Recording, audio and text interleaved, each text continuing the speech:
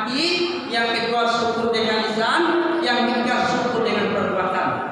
Syukur dengan perbuatan termasuk beribadah kepada Allah, beribadah karena Allah subhanahu wa barakatuh.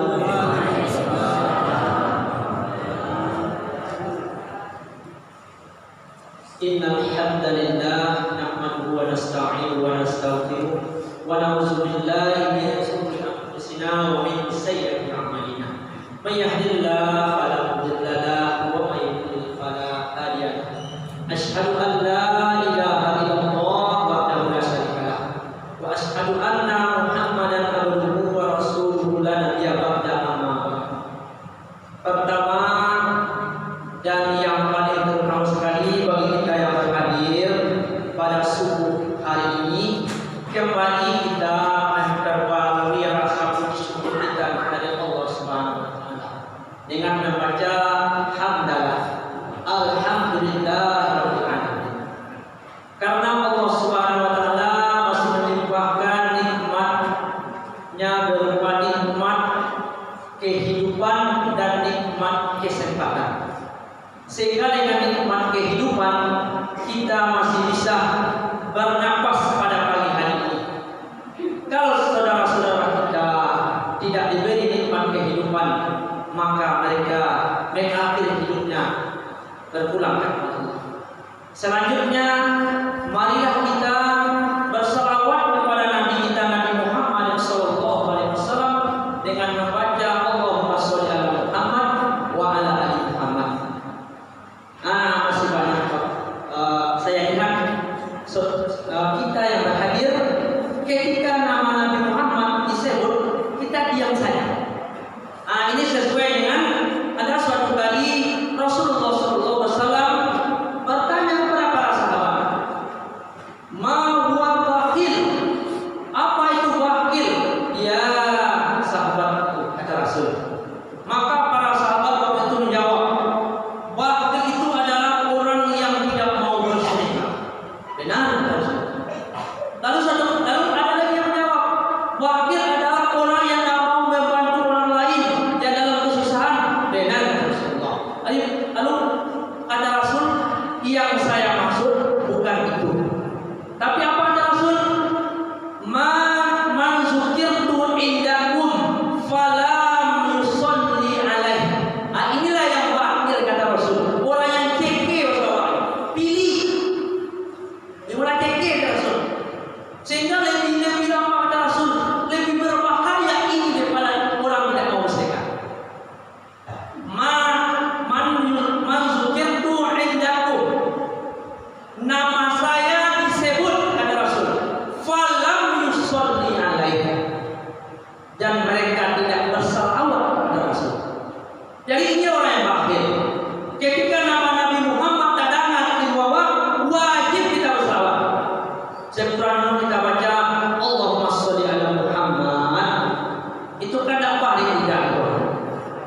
Sedangkan Rasulullah mengatakan, siapa yang bakhil ini yang tidak mau berselawat ketika nama Nabi disebut, nanti di akhirat jangan diharap bisa meminum telaga hausat telaga Nabi. Sedangkan siapa yang meminum telaga Nabi, seteguk saja meminum telaga Nabi, air telaga Nabi, maka tidak akan haus selama-lamanya. Beginilah telaga Nabi. Jadi tolonglah Bapak Ibu sidang jamaah rahimakumullah yang saya sayangi, ketika nama Nabi disebut dimanapun kita baca selawat, walaupun di dalam WC. Tapi apa caranya? Dalam WC selawat Pak, Allahumma sholli ala Muhammad. Bukan itu jangan dalam hati saja. Baca dalam hati tidak apa-apa. Membaca dalam hati dimanapun tidak masalah. Begitulah wajib selawat. Jadi ketika nama Nabi Muhammad disebut, wajib kita selawat. Baiklah sidang jamaah subuh yang berbahagia, yang akan menjadi pembahasan kita pada pagi hari ini, yakninya kita beri judul atau topik adalah syukur nikmat. Kita selaku manusia begitu banyak nikmat-nikmat yang Allah berikan, Allah limpahkan kepada kita. Baik dalam keadaan kita terjaga sekarang maupun dalam keadaan tidur. Nikmat Allah yang mengalir terus kepada kita. Tidak henti-hentinya. Begitu banyak nikmat Allah yang Allah berikan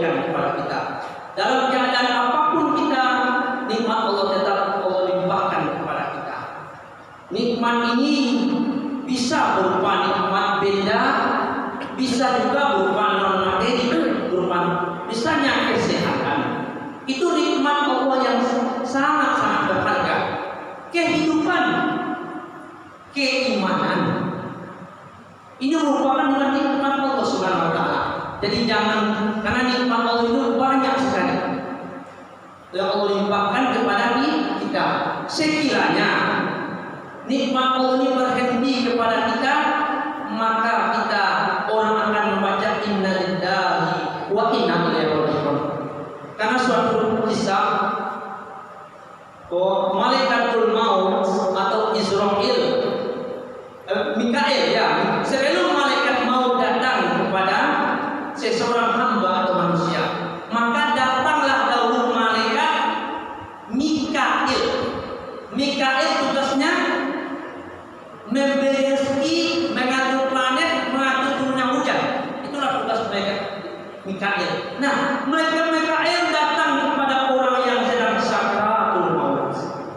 Maka dia datang, lalu Mikail ini membisikkan berkata kepada orang yang sakaratul maut, saya sudah pergi ke belahan timur, barat dan timur. Saya sudah pergi mencari rezeki untukmu, tetapi tidak ada yang mencari rezeki untukmu. Walaupun setiap akhir sesuatu tidak ada lagi. Maka itu tandanya kalau nikmat tidak mengalir lagi kepada kita, maka kita akan meninggal kita lagi. Jadi saking banyaknya nikmat Allah berikan kepada kita, sehingga Allah mengatakan dalam Al-Quran, wa in ta'uddu ni'matallah la tuhsuha. Sekiranya kalian, kamu ta'uddu ada waw, ada tanda alif, itu namanya rosam jamak. Dalam bahasa Arab itu tandanya banyak. Sekiranya kamu sekalian menghitung nikmatku, kata Allah, la tuhsuha, tidak akan sanggup kamu itu nikmat Allah. Coba bayangkan nikmat yang di luar daripada badan kita, eksternal, internal, dan dulu kita saja. Coba lihat, mata bisa melihat, itu nikmat itu Bapak Ibu. Kalau sekiranya mata kita sudah mulai kabur, pasti kita merasa khawatir. Kita berusaha itu pergi ke dokter, memeriksa kenapa penglihatan saya sudah mulai kabur. Berusaha kita mengeluarkan uang besar sebesar apapun, kita berusaha supaya kita bisa melihat. Nah, jadi nikmat kita ini, nikmat yang Allah berikan yang begitu banyak itu, maka kewajiban kita tak lain adalah mensyukuri nikmat yang Allah berikan tadi. Karena bersyukur terhadap nikmat Allah berikan ini merupakan suatu kewajiban bagi kita. Suatu kewajiban, harus kita bersyukur.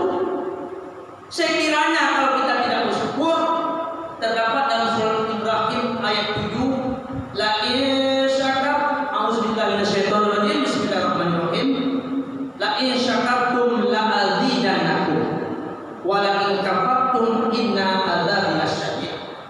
Inilah peringatan Allah terhadap tentang nikmat tadi. La in syakartum, sekiranya jika kamu mensyukuri nikmat yang aku berikan, la azidannakum, maka nikmat tadi Allah tambah. Tambah dalam artian bisa kualitasnya, bisa kuantitasnya, jumlahnya atau mutunya ditambah. Itu kalau kita mensyukurinya akan ditambah oleh Rasulullah. Wala in kafartum inna adzabi lasyadid. Seandainya jika kita mengkufurinya, tidak mensyukuri nikmat tadi, inna adzabi lasyadid. Inna dalam bahasa Arab itu litaukid, maknanya syukur. Yubana itu bahasa Arabnya. Inna adzabi lasyadid. Ada sadid belakang. Sesungguhnya azab Allah sangatlah pedih. Jadi kalau kita tidak bersyukur, maka kita dapat azab. Artian apa? Kita baru berdosa. Nah, saya kira jadi kita wajib mensyukuri nikmat Allah Subhanahu wa taala. Mensyukuri nikmat Allah itu artinya adalah kita menerima nikmat Allah itu, kita terima dengan ikhlas, dengan senang hati. kita menerima nikmat Allah. Walaupun banyak sedikit itu tidak jadi masalah. Yang penting apabila kita diberi nikmat maka kita bersyukur, baik banyak maupun sedikit. Karena Allah juga mengatakan, "Malam yashkurul qalil la yashkurul katsir." Orang-orang yang tidak bersyukur terhadap yang sedikit berarti dia tidak bersyukur terhadap yang banyak. Malam yashkurul qalil, qalilun sedikit. Orang-orang yang tidak bersyukur terhadap yang sedikit, malam yashkurul katsir. Orang itu tidak bersyukur terhadap nikmat yang banyak. Terhadap yang sedikit saja tidak mampu bersyukur, apalagi terhadap nikmat yang banyak. Selanjutnya, kalau mensyukur nikmat ini, kita juga Allah juga mengatakan malam yashkurin nas ya'lam wa lam yashkurullah. Orang-orang yang tidak berterima kasih kepada manusia berarti tidak bersyukur kepada Allah. Jadi ada kaitannya berterima kasih kepada manusia dan bersyukur kepada Allah. Karena kita hidup di dunia ini, kita hablum minan nas wa hablum minallah. Kita melakukan interaksi kepada sesama kita manusia, Allah, dan berinteraksi kepada Allah. Jadi ada kaitannya. Kalau kita tidak berterima kasih kepada manusia, maka Allah mengatakan tidak bersyukur kepada Allah. Nah, sekarang bersyukur nikmat atau syukur nikmat ini kita bagi kepada 3 tahapan atau langkah-langkah.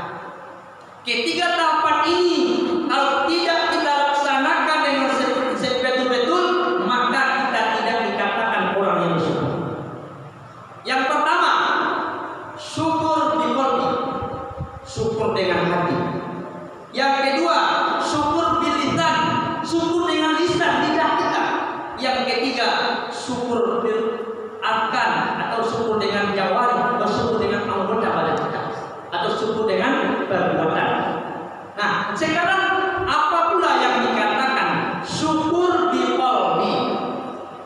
Syukur bil qalbi artinya kita mengakui setiap nikmat yang kita peroleh, apa itu nikmat materi atau nikmat non materi, itu adalah minallah, daripada Allah SWT.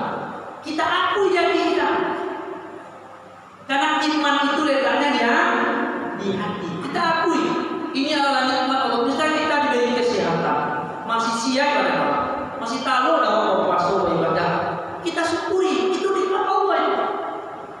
Misalnya kita diberi kemudahan dalam berusaha, diberi rezeki yang agak banyak daripada saudara kita, itu nikmat dari Allah itu.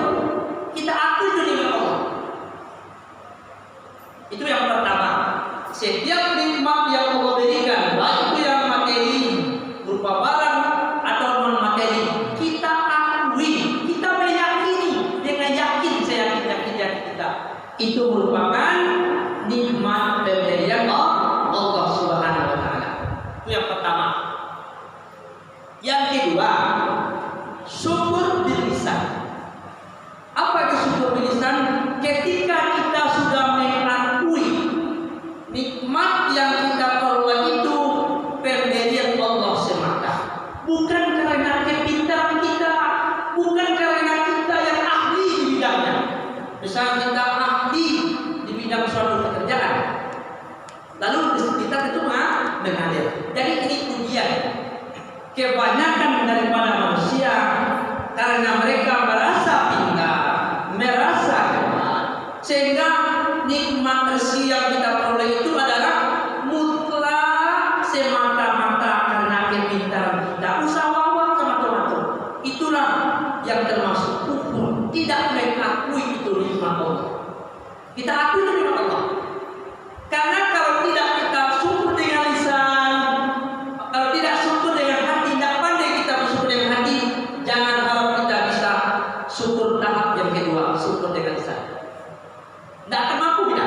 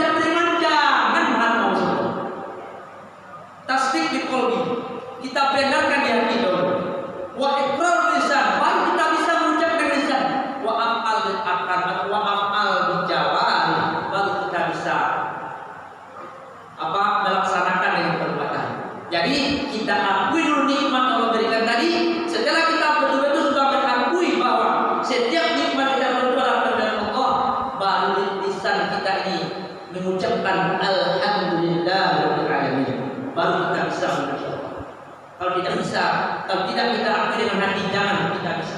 Harap lidah kita ini mengucapkan alhamdulillah. Karena Rasulullah mengatakan, man sholahat sholahal jasadu kulluh wa iza fasadat jasadu kulluh ala ya qalbi. Apabila baik yang segumpal darah itu, maka baiklah segenap tubuh. Apabila rusak yang segumpal darah tadi, rusak jasadi atau mati hati tadi, maka rusak seluruh tubuh. Jadi apabila hati kita salim, hati kita bersih, hati kita beriman, maka barulah lisan kita dipandai dengan alhamdulillahirabbil alamin. Segala puji bagi Allah Tuhan segala. Kalau kita bisa bersyukur, mengucapkan segala puji bagi Allah, kita memuji Allah karena Allah masih memberikan nikmatnya kepada kita. Selanjutnya syukur yang ketiga, syukur dengan perbuatan atau syukur dengan anggota. Nah, setelah kita mengucapkan alhamdulillah, maka syukur dengan anggota badan kita, anggota tubuh kita.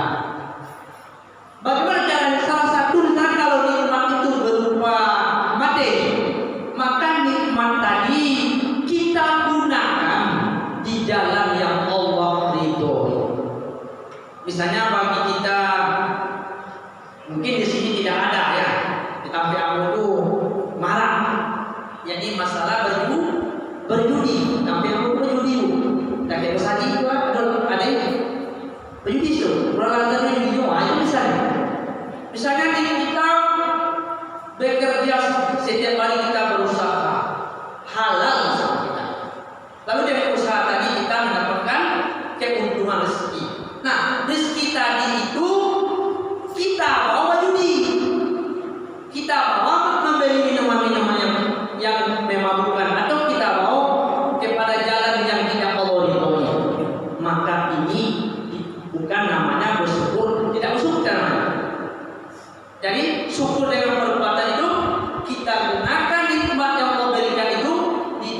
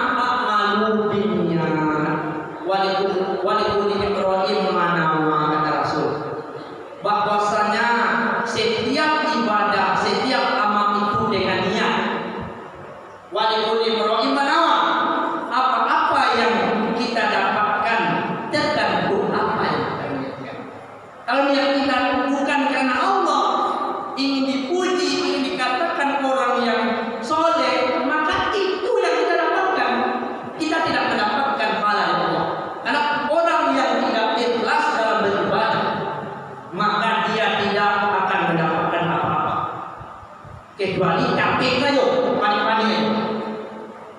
Jadi dalam kita beribadah Bapak Ibu, luruskan niat kita.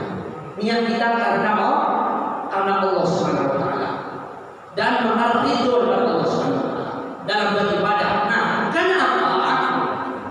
Misalnya kalau kita misalnya kita tidak ikhlas dalam beribadah, berarti kita tidak bersyukur dan dalam Allah nikmat Allah. Tapi kita tetap Allah beri nikmat. Ini merupakan suatu masalah kesulitan jemaah supaya berbahagia. Misalnya kita perhatikan orang itu dia tidak sholat misalnya. Kalau tidak sholat itu kita tidak bersyukur. Tetapi nikmatnya lancar terus.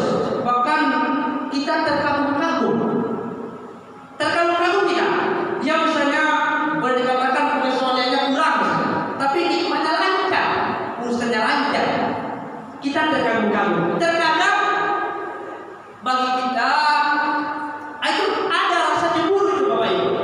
Ya Allah, kalau iman kita kurang ya, kita percaya sama kita. Ya Allah, si A itu ibadahnya kurang, tapi rezekinya lancar, usahanya lancar.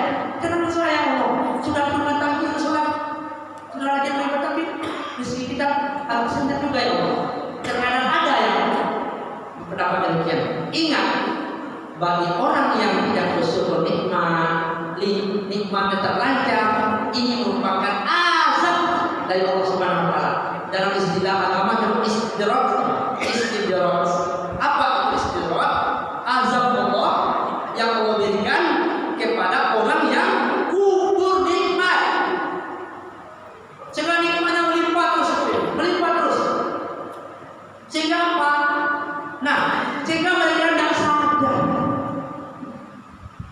Orang ini tidak sadar, orang yang dalam dapat istilah ini tidak sadar. Karena nikmatnya lancar kita, nikmatnya lancar. Karena kita tidak sadar. Sangka mereka Allah sayang kepada kita. Itu sangkaan orang yang diberi Allah istidrak, orang tidak bersyukur, orang yang kufur tadi. Kita beri nikmat. Sehingga apa? Suatu saat nanti Allah secara tiba-tiba dalam bahasa sekonyong-konyong, ada bahasa itu. Sekonyong artinya itu secara tiba-tiba tanpa mereka sadari Allah memberi azab. Sehingga apa? Sehingga mereka bersedih. Ini juga terjadi seperti kisah-kisah terdahulu, nabi-nabi terdahulu. Misalnya di masa Nabi Nuh misalnya. Umat Nabi Nuh ini ada salah satu adalah keturunan Nabi Adam, yakni anak daripada Habil yang telah membunuh saudaranya Habil. Dari keturunan Habil ini lah yang hidup di masa Nabi Nuh alaihissalam. Sehingga dakwah Nabi Nuh alaihissalam dihalang-halangi oleh keturunan Nabi Adam, anaknya Habil ini. Sehingga apa? Sehingga mereka mengatakan bahwa Nabi Nuh ini adalah orang apa? Orang yang gila secara macam dikatakan. Sehingga mereka golongan yang menolak kaum Nabi Nuh menolak ini mengatakan, wahai Nuh, bagaimana kami mau beriman percaya kepada kamu, sedangkan kamu dan pengikutmu tidak lebih mulia daripada kami. Nah, ini kan sombong. Karena sudah diberi nikmat yang banyak oleh Allah, dia tidak mau syukur, diberi istirahat tadi, diberi nikmat tadi, lancar nikmatnya. Sehingga tidak sadarnya, tinggal orang ini, kaum Nabi Nuh ini mencaci maki Rasulullah Nabi Nuh. Nah, sehingga apa Bapak Ibu? Coba dapat kita bayangkan. Nabi Nuh alaihissalam dalam berdakwah, dalam mensiarkan Islam lama waktunya. 950 tahun dalam berdakwah, mengajak manusia beriman. Tapi tak, orang yang beriman tidak banyak. Yang Al-Quran dipisahkan cuma lebih kurang 83 orang. Kenapa? Karena dakwah Nabi Nuh alaihissalam dihalang-halangi. Seperti sekarang ini kalau kita lihat kan, Ustaz berceramah Aku kalau sekarang dia sama sekarang ini kan. Nah sekarang ini terjadi kita Islam seakan-akan dihalang-halang ini sekarang.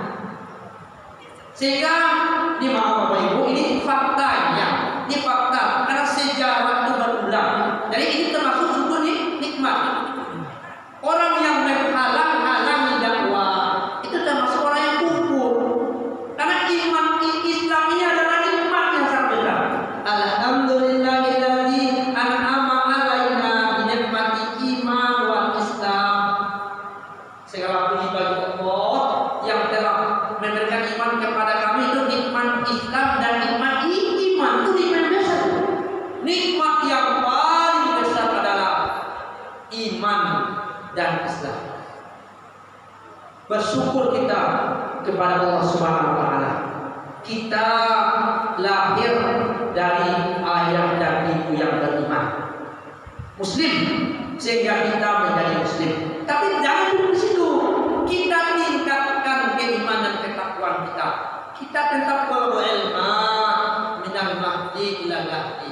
Belajar. Karena kita Islam kita mau apa? Termasuk diri saya sendiri.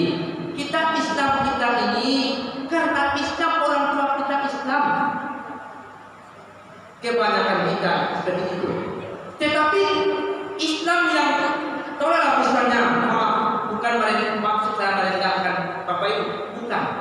Misalnya orang-orang non Muslim itu masuk Islam itu melalui perjuangan yang panjang memang.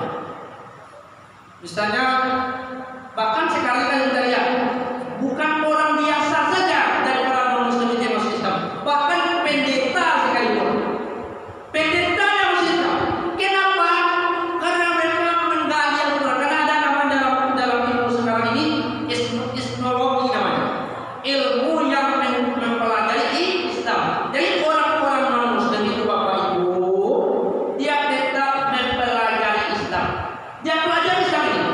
Apa tujuan mempelajari Islam? Untuk beribadah? Bukan. Tujuannya karena mencari kelemahan Islam. Ini tujuannya. Ini juga terjadi di Indonesia ini Bapak Ibu. Apa misalnya? Misalnya di Indonesia ini ada namanya Snekroni, orang Belanda yang masuk Islam, tujuannya untuk menghancurkan Islam. Sekarang ada itu. Di Indonesia kenapa bisa gini? Misalnya di Aceh misalnya, kita membaca sejarah sedikit. Karena kalau kita tidak mengkaji sejarah, kita tidak akan mensyukuri Islam kita. Tidak akan kita syukuri. Selanjutnya, misalnya gini, di Aceh itu, Aceh adalah daerah yang tidak pernah dijajah oleh Belanda. Tidak pernah dijajah oleh Belanda, Aceh. Sampai Indonesia mereka tidak pernah Belanda berkuasa di Aceh. Kenapa? Karena Aceh itu adalah orang yang taat beribadah, taat kepada Allah Subhanahu wa taala. Sehingga adalah dibuatlah satu cara oleh Belanda itu dengan memasuki Islam. Masuknya ke Islam tujuannya apa? Mencari kelemahan. Nah sekarang kita lihat sekali banyak orang yang mengaku Muslim tetapi mereka menjadi duri dalam daging. Misalnya dalam masalah pendidikan misalnya, ini faktanya Bapak Ibu perlu kita ketahui. Beda kondisi kita sekarang ini. Dalam visi misi pendidikan nasional kita, tidak ada kado-kado agama masuk Bapak Ibu. Tidak ada masuk agama. Sehingga sekarang ini ada golongan-golongan yang berusaha Islam ini mundur ke belakang, tidak maju Islam. Ada sekarang ini menghalang-halang sama dengan umat Nabi Muhammad SAW. Sebab dulu kan pernah kita dengar azan tidak boleh pakai kurban, tidak boleh pakai mikro azan. Ini termasuk adalah menghalangi dakwah Islam. Jangan lupa itu semua. Misalnya ada orang di masjid di duyan mengaji-ngaji. Sing waduh nape wajo di media mengaji-ngaji gua mengganggu. Yang tak ganggu di Al-Quran siapa? Siapa yang tak ganggu dia baca? Pertanyaan aku, siapa yang tak ganggu baca Al-Quran? Setan. Jadi kalau tak ganggu pula baca Al-Quran, bahwa setan gitu. Karena minal jinnati wan nas. Setan itu ada dari manusia dan ada daripada jin. Jadi tidak masalah itu Al-Quran. Mengaji dan disubuh contoh mengaji di masjid, kasih tidak masalah. Karena dengan membaca Al-Quran itu maka akan menentukan hati kita. Terus semakin kita iman kita makin bertambah. Jadi Bapak Ibu mungkin namanya orang membaca itu kita akhiri. Jadi kita simpulkan kuliah subuh kita. Syukur nikmat itu ada 3. Yang pertama syukur dengan hati, yang kedua syukur dengan lisan, yang ketiga syukur dengan perbuatan. Syukur dengan perbuatan termasuk beribadah kepada Allah, beribadah karena Allah Subhanahu wa taala. Mungkin itu yang dapat saya sampaikan. Sekiranya Bapak Ibu ada yang tersinggung yang pada menyampaikan, itulah dari kesalahan aku sendiri dan aku sendiri. Tapi kalau ada sekiranya ada yang benar, itu ada dari Allah Subhanahu wa taala. Sekian.